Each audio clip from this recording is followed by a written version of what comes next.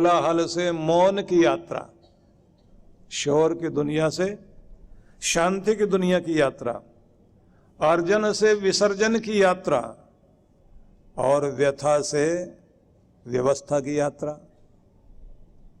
आपको ये शब्द सुन के अच्छा लग रहा है लेकिन चिंतन नहीं हो रहा। एक एक पर ध्यान दीजिए। जैसे चिंता जीवन में है तो यात्रा यहां से किधर ले जाइए? चिंतन में। व्यथा में है आप, पीड़ा में है, यात्रा को आगे बढ़ाइए, ले जाइए व्यवस्था में, क्योंकि व्यथा तब हटेगी जब जीवन में व्यवस्था आएगी। व्यवस्थित हो जाइए, व्यथा गई। और चिंता आई है तो चिंतन में अपने आप को लगाना शुरू कर दीजिए। खुद के साथ मीटिंग कीजिए, परेशानी क्यों आती है उसके ठीक ढंग से प्लानिंग करो कि क्यों आती है, ये कारण ढूंढकर उसका निवारण शुरू कर दीजिए। चिंतन से चिंता जाएगी और व्यवस्था से व्यथा जाएगी, और प्रदर्शन से कल्याण नहीं होगा, आत्मदर्शन से कल्याण होगा। भोग की जिंदगी आनंद नहीं देगी, योग की जिंदगी आनंद देगी। आपके कोलाहल से आपको शांति नहीं मिलेगी, मौन में उतरने से शांति मिलेगी। तो अपनी यात्रा को भगवान से जोड़ना शुरू कर दीजिए, आप देखेंगे कल्याण शुरू हो गया। तो आप पहले ही सोच लीजिए कि भूलोक से शिवलोक की यात्रा शुरू हो गई मेरी। कायरता को मैंने वीरता में बदल दिया है। अब भागना छोड़ दिया है, जागना शुरू कर दिया है। जिंदगी से भाग नहीं रहे, अब जागने की तरफ चल पड़े हैं। तो इसको कहते हैं योग युक्त हो जाना। इसे कहा जाता है कि आप अपनी बुद्धि का प्रयोग करने लग गए हैं। प्रयोग भी उस तरह से, किस तरह से भगवान से मिला जा सकता है, कैसे भगवान की तरफ चला जा सकता है। और ये ध्यान रख लीजिए कि आप भगवान की तरफ चलें, इसका परिणाम यही है कि जिंदगी में आपकी शांति आ रही है, तृप्ति आ रही है, संतुष्टि आ रही है, धन्यवादी हो गए, मुस्कुराहट से भर गए, मधुरता से युक्त हो गए, ज्यादा तृप्त और ज्यादा खुशहाल अनुभव करना। भक्ति आपको एकदम अलग दुनिया में लेकर जाती है। भक्ति का मतलब केवल ये नहीं है कि उदास हुए बैठे हैं या थोड़ी देर के लिए कीर्तन भजन किया और उसके बाद घर में आ गए, लेकिन फिर वैसे के वैसे रहे। आपको कनेक्ट होना है भगवान से और उसके आनंद को अपनी ओर खींचना है।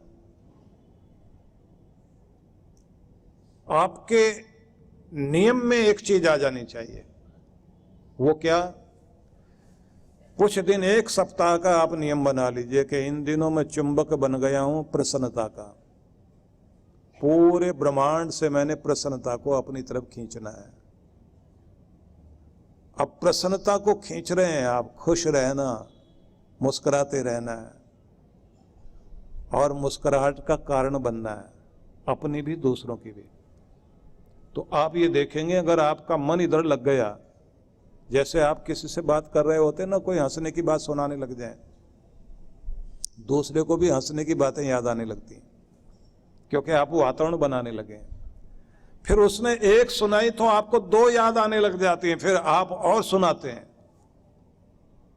और उसके बाद तो ये होता है कि वो आधा पौना घंटा आपका ऐसा आनंद में बीतता है, न जाने कहां कहां की हंसने की बातें शुरू हो जाती हैं। और जब आप हंसते जाते हैं फिर तो छोटी सी बात पे भी हंस रहे होते हैं, क्योंकि आपका चुंबक जुड़ गया प्रसन्नता से। प्रसन्नता से अपने आप को जोड़कर एक सप्ताह तक का अभ्यास कर लीजिए। मुझे खुश रहना है और खुश रखना है। अब बीच बीच में वो स्थितियां आएंगी कि आपका मूड बिगाड़ेंगे, फिर से अपने आप को ठीक करो और फिर से मुस्कुराहट शुरू कर दीजिए। और अगर आप ये अभ्यास करते हैं तो ये ध्यान रख लेना, दुनिया की हर चीज आपको हंसाने की कोशिश करेगी। और अगर आपका ध्यान गुस्से में है, किसी को दी एक गाली, दूसरे ने डबल करके पहुंचा दी आपकी तरफ, आपको फिर एकदम 4 गाली एक साथ याद आती हैं और फिर गालियों का आदान प्रदान, क्योंकि आपका ध्यान जिस चीज पर चला गया वही चीज आपकी तरफ लौटने लग गई। तो उस चीज पर ले जाओ जो आप जिंदगी में पाना चाहते हैं।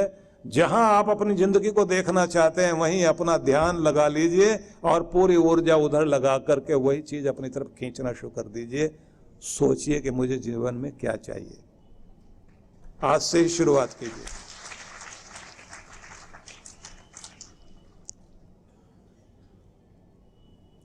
एक चाइना में एक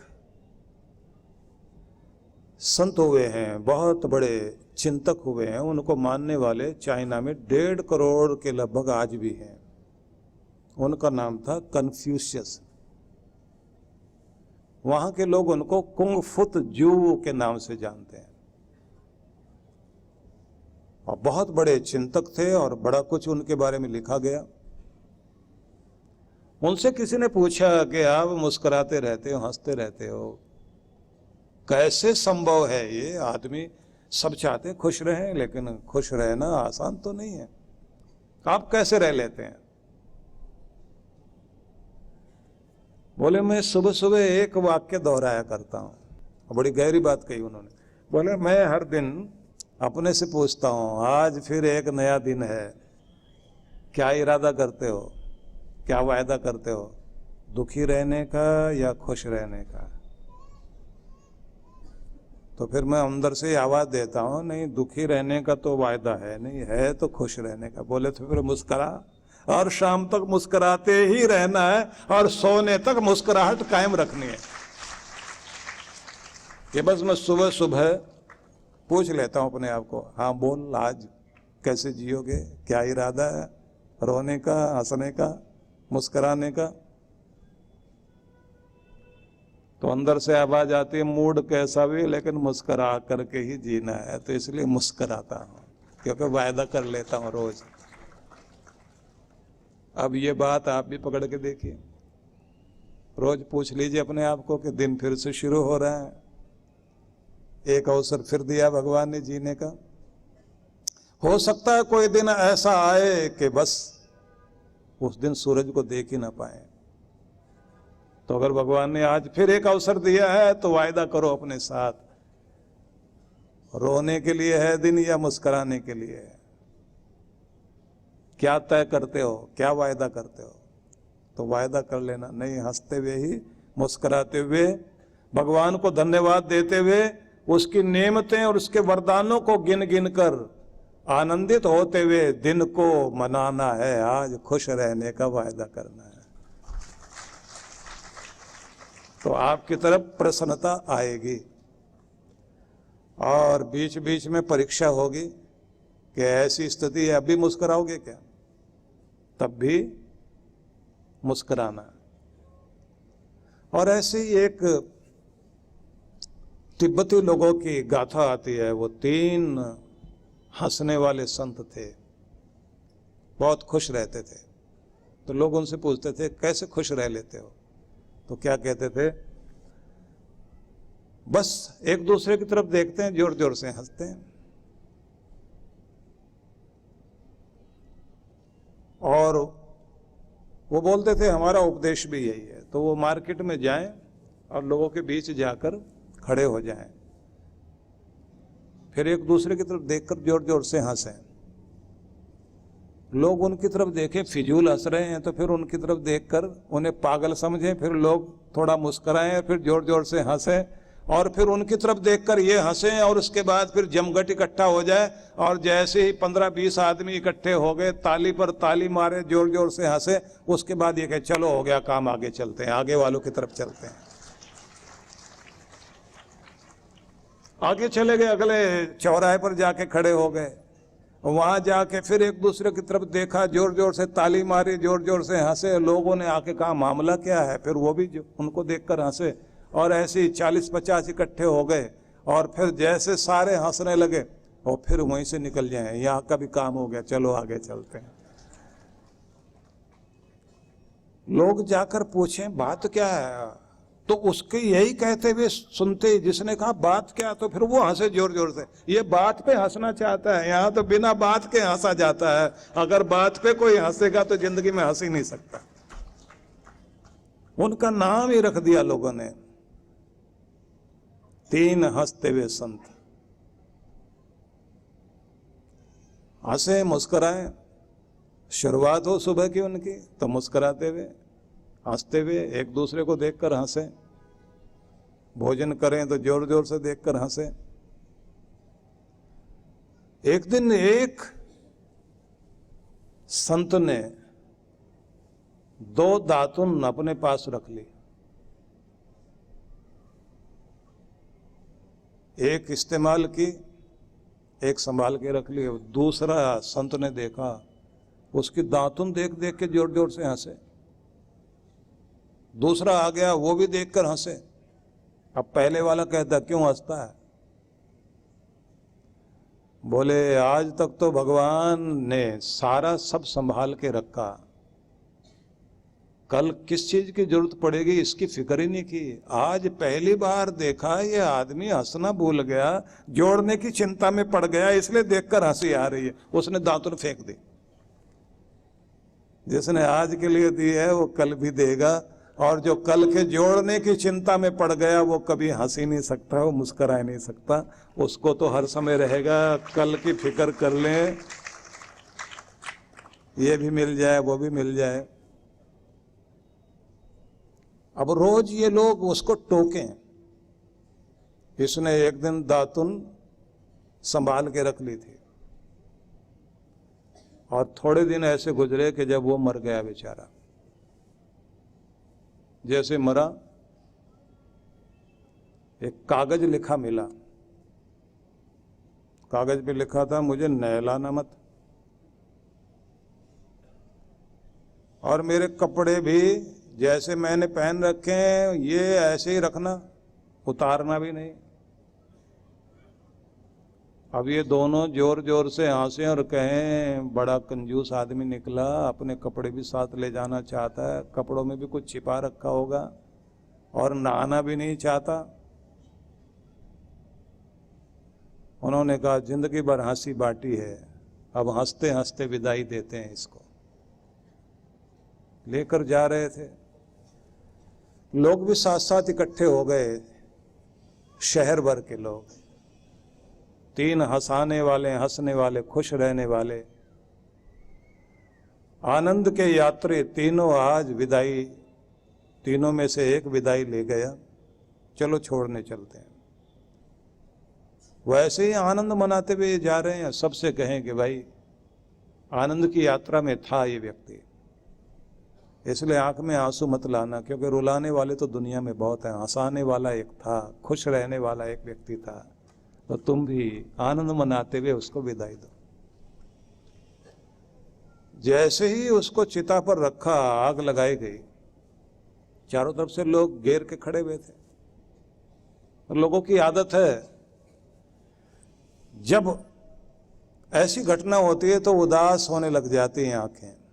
कुछ की आंखों में आंसू आ गए।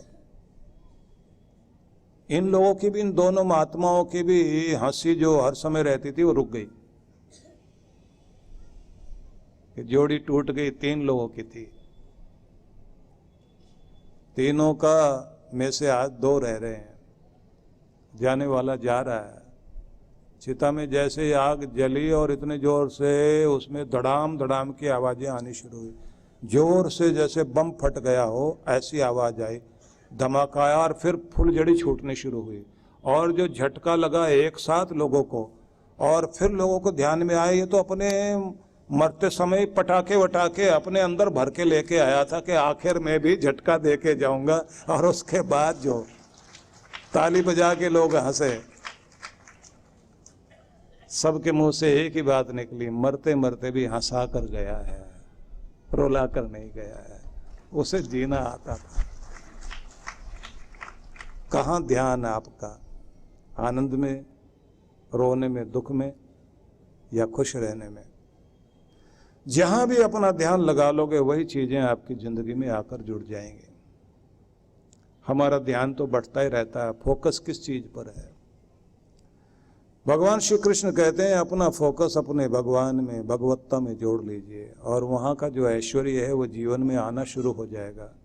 लेकिन ये भी ध्यान रखना है कि अपने अच्छे बुरे कर्मों का प्रभाव जो जीवन में जुड़ा हुआ है उससे इसी जन्म में मुक्ति पाने की चेष्टा करो, जिससे अगला जन्म जो है वो जन्म परमात्मा के धाम ले जाने वाला हो जाए। मतलब ये जन्म जो है आपको परमात्मा से जोड़ने वाला बन जाए, ये नहीं कि आप फिर दुनिया में दुख भोगें। कहते हैं जिसको कर्मों को ठीक ढंग से करना आ गया उसको योगी कहलाने का अधिकार मिल गया। बुद्धि की समता चाहिए। अब ये बुद्धि की समता क्या है, ये समझने की बात है। बुद्धि की समता ये है कि जैसे ही आपको किसी भी तरह की कोई चीज दुनिया की प्रभावित कर गई, गुस्सा, अहंकार या ईर्ष्या या बदले की भावना, दिमाग उसी में लगने लग जाता है फिर। और वही जतन ढूंढता है आदमी के दूसरे को कैसे मैं परेशान करूं, इसने मुझे तंग किया तो मैंने इससे बदला लेना है, और दिमाग उधर ही लगेगा। भगवान ये कहते हैं ये बुद्धि तुम्हारी बहुत बड़ी चीज है, क्योंकि सारे जितने भी जीव मात्र हैं सबसे ज्यादा उत्कृष्ट बुद्धि भगवान ने मनुष्य को दी है। और ये बुद्धि का ही प्रभाव है जिसके कारण इंसान सभी पशु पक्षी कीट पतंगों के ऊपर राज करता है। ये बुद्धि अगर गलत तरफ लग गई, जैसे शकुनी ने भड़का भड़का कर आग लगा लगा कर सारे कौरवों को विनाश की तरफ लाकर खड़ा कर दिया, और भगवान कृष्ण ने निराश मन को भी और भटकते मन को भी सबके ठीक करके सही दिशा में लाके खड़ा कर दिया। तो परिणाम क्या हुआ? राज्य तो मिला ही, लेकिन राज्य मिलने के बाद प्रजा सुखी हुई, धर्म राज शुरू हुआ, धर्म का राज्य शुरू हुआ। युधिष्ठिर राजगद्दी पर बैठे।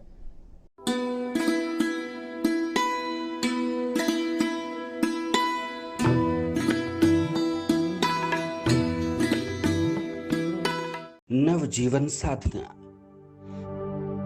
क्या नकारात्मक विचारों को मन में आने ही न दें? ये हमारे वश में है?